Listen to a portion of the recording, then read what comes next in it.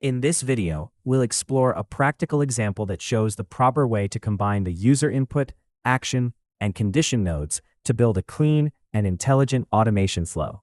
In this example, the user has already received some information inside the flow. After that, they are offered a free course lesson. If the user clicks the button Send Free Lessons and shows interest, they are asked to provide their information in order to continue. This includes their first name, last name, and email address. In the next step, they are asked to select their gender. After completing these steps, the system sends them the download link for the free course. However, there is a potential problem here. It is possible that the same user has already filled out this form in a previous campaign, post, or reel. Asking them to submit the same information again would create a poor user experience. To prevent this, we modify the flow logic. First, you need to create a tag in the tags menu. You can name it something like Lead Form Completed, based on your own naming convention.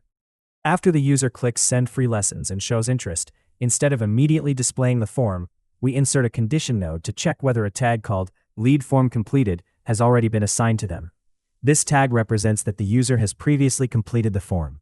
If the user already has the Lead Form Completed tag, it means they have filled out the form before. In this case, we skip the form entirely and send them the next message directly, which contains the download link. If the user does not have the tag, we explain that we need their information to continue. Then we collect their first name, last name, and email using user input nodes. In the next step, we ask for their gender and save it using quick replies and an action node. After collecting the information, we send a thank you message. Then, using an action node, we assign the tag Lead Form Completed to the user. Finally, the flow continues to the node that sends the free course download link. This structure ensures that users are never asked to fill out the same form twice, while still keeping the automation clean and scalable.